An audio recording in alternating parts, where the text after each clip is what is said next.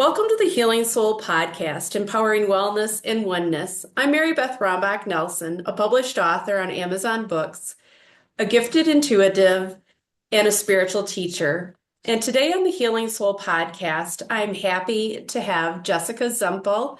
She's developed a documentary on mental illness called Crack. And can you introduce yourself, Jessica?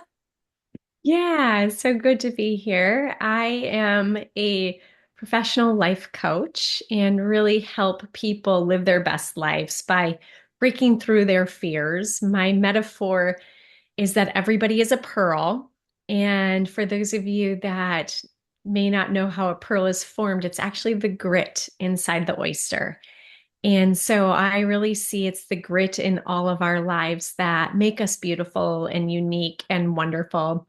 And we have shells around our pearls that we close in fear, which is sometimes natural and appropriate. And the key is if the shell is closed too long, then we're living in the dark and constrained, and really it can be lonely. So we've got to shuck those shells open.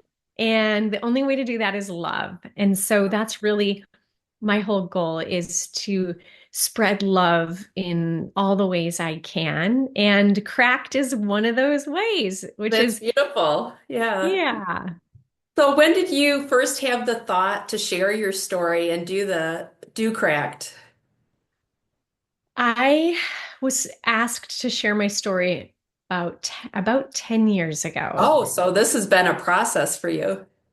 Yes. And I will be honest, my very first website didn't even have a picture of me until the fourth page because I was so afraid of putting myself out there. My coach was the one to point that out, and he said, you should probably have your picture on your website if you want people to work with you. And that was when the first person approached me to share my story about my father and me, and it was just too scary at that time. And I had a lot Right. of growth I needed to do to get to a place where I felt healthy and strong enough to share my story in a way that would be more beneficial to people rather than putting my anger or sadness onto them. But I felt like I had a little ways to go. And so I finally feel like I got there and that the story is in a place where it can really inspire more hope and healing. So do you feel like you almost went through a process like grief that you go through, the different stages of accepting a situation and then gaining the wisdom from it? That's a really great way to say it, Mary Beth. Yeah, I would say Okay. that's probably true. And Okay. I was just living it. I did not know that at the time. As I listen to you talk, it seems like the process of moving through grief and coming out with those pearls of wisdom, like to use your example of pearls, is perfect. And do you feel like you had post-traumatic stress from what you went through?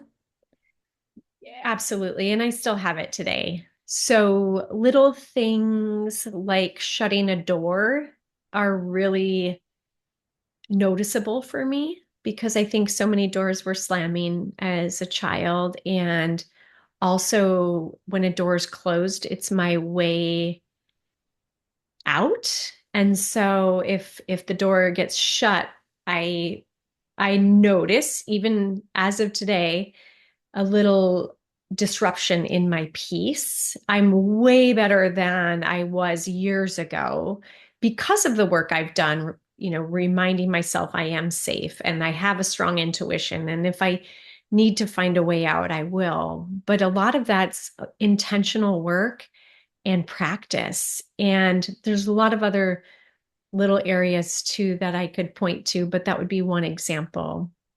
I also have post-traumatic stress. I had an ex-husband that was bipolar. And when I watched Crack about the phone calls, I would get 50 phone calls a day from I love you to fuck you and I hate you. And then it would be I love you again. So it was like all over. And I won't get into my whole story, but he stalked me and tried to kill myself and the children, and he ended up going to jail. So I feel like it's synchronicity that we talked because we do have a lot that we've gone through that's not exactly the same, but a lot of the similar things that you go through. And I just happened to look up on World Health Organization, and it says 1 in 300 people have schizophrenia. That's 24 million worldwide. So this is a definite the problem that people have to deal with and have coping skills for. So tell me, how did you cope with your father and his schizophrenia? In the younger years, it was just survival. So I did a lot of hiding. I was 7 or 8 when my mom finally broke us free from having him in the home. And at that time, it really just truly was like anything I could do. I had to call the police at times, and I didn't really know a different life though, because that was my world. And then through the years where he was not in my life, it was a lot of exploration. I thought I had done things wrong. I felt guilt for not helping him, knowing that he was experiencing the schizophrenia. And at different times, different tools helped me. And when I was younger, it was playing basketball and sports in school because it was a way for me to release energy and think about something that wasn't scary and actually have Right. a really healthy distraction. As I got older, I found yoga to be really helpful because that was a place I learned how to be with my emotions in a healthier way and process them in a healthier way. I found a path of spirituality. And so that has just given me so many gifts and ways to relate to my situation in a way that allows me to move out of the victim role and really just look at life as it is. There's grit, and it's part of why I am who I am. It doesn't condone his behavior, excuse his behavior in any way, but more about my ability to cope with it and deal with it. So it's empowering yourself, it sounds like, by moving through the process of how strong you are and that you can handle what you can handle and the things that you can't. It's okay to have bad days. Yes.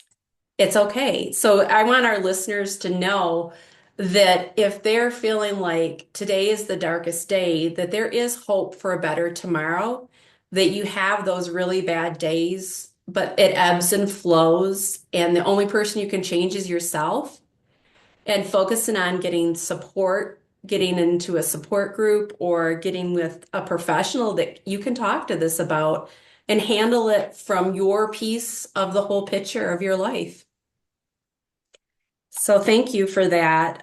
Some of the signs I looked up on Centers for Disease Control are delusions, hard time remembering, disordered thoughts, hearing voices, hallucinations, and sometimes lack of emotion.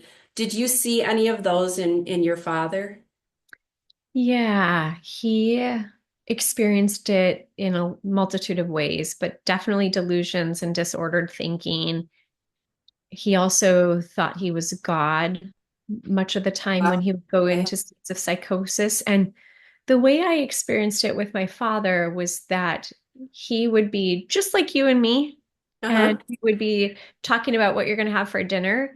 And then he would go into what I would call a state of psychosis. And that's where I felt like he wasn't in his body and maybe somewhere else. And that's where those different things would occur. And then he would come back, and those times of psychosis could be anywhere from a short day to months. How And did your mom, I'm sorry to interrupt, but how did your mom handle that with you, with you kids?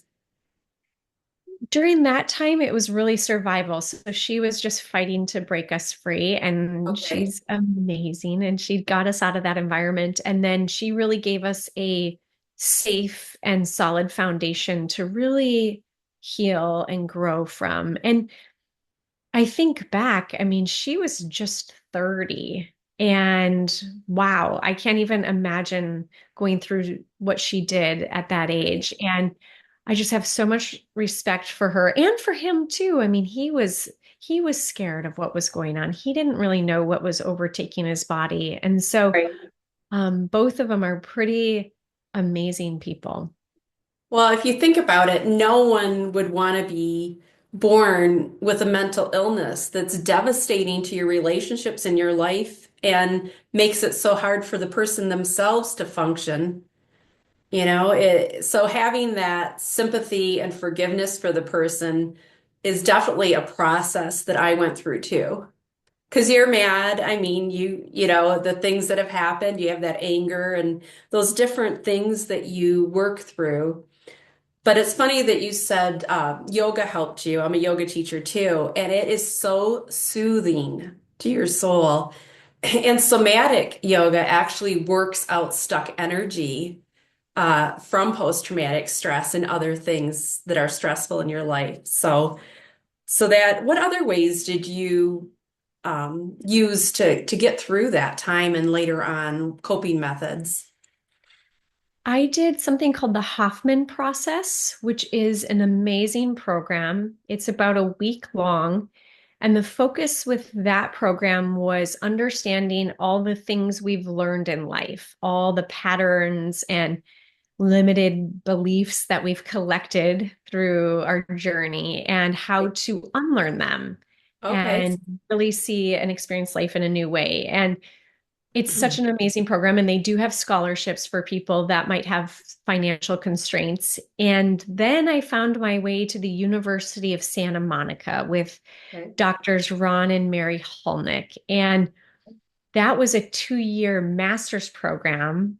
And really, it was 2 years of learning about me, what kind of fears were holding me back, what my true dreams were, how to get over people pleasing, how to tune into my intuition again, and all these amazing things. And I just keep learning more and more. Right now, I'm studying with a woman, Dr. Anne Marie Chason, and she's a blend of Western medicine and shamanism. And Beautiful. she's absolutely brilliant and teaching me how to live life at an energy level. So there's so many cool modalities that Yeah, it sounds like the listeners could basically do a self-evaluation from their perspective of their life and what they learned. Because it sounds like what you kind of went through in that class was looking at yourself and changing beliefs and perspectives changes everything.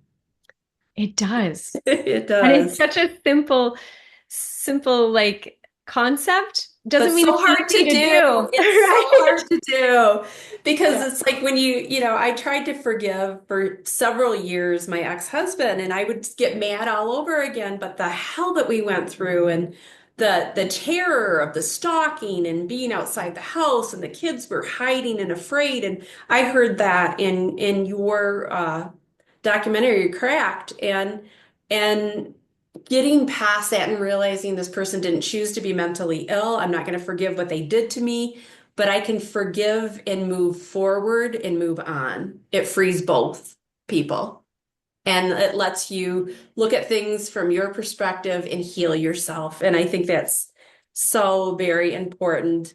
If there was one lesson through this 10-year journey, what's like a nugget of wisdom that you learned overall, like the most important thing?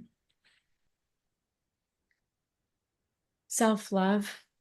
Oh, that's beautiful. That's everything. It really is, because the more love I had for myself, it felt like the more I could see beyond everything that had happened with my father and me, and it allowed me to really see him as another beautiful soul.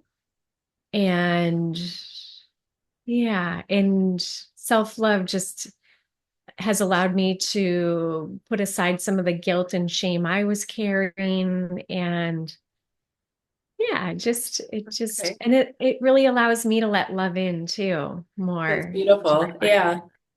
So yeah, unconditional love and self-love and just realizing that we all affect each other in unconditional love. So that's another shift in perspective. That's beautiful. So would you say that you have forgiven your father at this point in your life? I have, although I kind of have started to look at forgiveness a little bit differently. And so I'm going to say this and share this, and it may or may not resonate with some of your community. But when I started to see my father beyond the illness, beyond his behavior, and just as another human having a human experience, and not that I condone his behavior or tolerate it, but when I could just see him as another soul, it almost made it Mary Beth so I had nothing to forgive. Like I was in Okay. complete acceptance with him. Okay. Again, acceptance is different than condoning and tolerating, Hmm. but it was almost like I didn't have to forgive him once I came to this place of acceptance. Now I use the word forgive because I think it works for people and people resonate with it, but it's really more about acceptance and being human and all the messiness of it all. Accepting people, who they are, what they are, and that's it. That's Just right. for them being and yourself, self-acceptance and self-love and unconditional love for everyone, no matter what their situation and what they're going through. Yeah. It really frees everyone in the vibration and the mood instantly lifts when you have that love and send someone love. Even someone, if someone listening is someone that feels like someone harmed them or hurt them, obviously get professional help, but try to get to a place where you can send them love because it really does free your own soul to walk on your soul's path and to sit in your own heart with unconditional love. Yeah. And I love how you said, Mary Beth, to get help. These concepts that you and I are I went talking to about. therapy and it Right. used to be so frowned upon and I had well-meaning friends and family. Well, you should be over this by now. Only your body and your emotions and your experience can be worked through. So don't ever feel guilty about getting professional help, anyone listening. Don't feel guilty about self-care if you need a self-care day where you shut your phone off and you go get a massage because only you can tell what's perfect and right for your body and yourself. Don't you agree with that? Well said. Yep. So yeah, had you had that experience too, where other people are like, well, you should be over this, or they kind of put their 2 cents in, not meaning to harm, but just to push you along, they think. For me, I hid my pain. At least I thought I was hiding my pain. And most of my friends have affirmed that they had no idea how much I was hurting. So I didn't necessarily have that experience, but by hiding my pain and my suffering, it held me back from getting help. And Right. I felt like I had to do everything alone. And while healing is a personal journey and it's something we need to do within, I also believe we need love around us in order to help us heal and lift us up. And so I believe it's together that we all heal and rise to new heights. Well, I totally agree. I could not have survived the situation I went through if I didn't have my sister and brother for support because it's just overwhelming on days. Yeah. So you need that support. And if you don't have a family member, anyone listening, go to a support group because there's so many different support groups for many different things. And you can look up meetups in your community. Just talking to people that have gone through similar situations is so very healing. Hmm. So, I know we talked about self-care, like meditation. Did you meditate at all or? I do now. I started that about 10 years ago. I can't Okay. say I do it daily. I wish I was that disciplined, but I do use that a lot in really returning to myself and connecting with something bigger than me. Right. And I know for me, in meditation, my intuition is like it opens the door completely. And my first intuitive experience was when I was 14. My dad had died, and he came to me a week later and tucked me in. And I was totally freaked out by that. But it opened a different door for me that I think helped me get through my traumatic experience with a mentally ill person because I realized there was more than just this lifetime. And that's opened that door to spirituality. And Mm. meditation does that too. It increases your intuition. It makes you realize that everybody listening has spirit guides to help them every day and help guide them. You can call your angels and archangels to help you and to protect you. I always put Archangel Angel Michael around the house for protection with his shield, and it soothed me. It made me feel better. So I don't know if you believe in the angels or connect to the angels in meditation, but I just think it's another powerful form of prayer and meditation and a way to soothe yourself. Yes. And to remember that we're not alone in this journey on those days that it feels like we might be. Um, we always have angels around us guiding us and wanting the best for us. And even, not on just the schizophrenia, but just all mental health and suicide, I feel like right now people need hope more than ever. And to realize, like you said, they're not alone, because I think that's when we feel devastated from a soul level, is if we do feel like we're the only one. And I think that's why it's so beautiful that you were raw enough to share your story, because a lot of people are going to be able to relate to Cracked. And can you tell our listeners where they can find Cracked? And I'll Yeah, share the link too. absolutely. Cracked.film will lead you right to my website and it's on YouTube. So if you also search for my name, Jessica Zemple, which as far as I know, I'm the only one out there with that name. So it's Okay. pretty easy to find all my work out there. And what was your father's name? Lauren Zemple, but he went by Dutch, which is actually a funny story. My dad would tell me lots and lots of stories, so I didn't always know which one was true. And I learned to accept that maybe none of them or maybe all of them are. Right? But the one about his name that I really, really believe may have the most weight behind it is he changed his name to Dutch. So when he went up to heaven, God would know him as Dutch and forgive for not know all the other things he did as Lauren. And I was like, Aw, how oh, precious. he's trying to hoodwink his way into heaven, isn't he? That little I love stinker. it. I'm so glad I asked you that, because that Yeah. is so precious. Yeah, Oh, that's that's so really. funny. Is your Yeah. mom still alive? Was she She able? is. Oh, that's Yes. so beautiful. And is your dad still alive or? No, he died a year ago. Oh, And okay, I'm so, sorry. yeah, But yeah, thank he's you. looking down from heaven and laughing probably. You sharing this Oh, story. he's having a heyday for sure. Yeah. Well, I want to thank you so much for being on the Healing Soul podcast. And I have a quote. I always pick a quote for the day, and today's is faith is the bird that feels the light when the dawn is still dark. And Mm. that's from Jagore. And I feel like you're sharing your light with the world to give people a way out of the darkness. Oh, right I, back at I you, really Maggie mean and that. Lou. Thank you. And then I always pick an intuitive heart oracle card. And today's card is Seek Understanding. Seek understanding. Listen to messages you're getting in meditation. Sit in your feelings and ask for clarification when needed.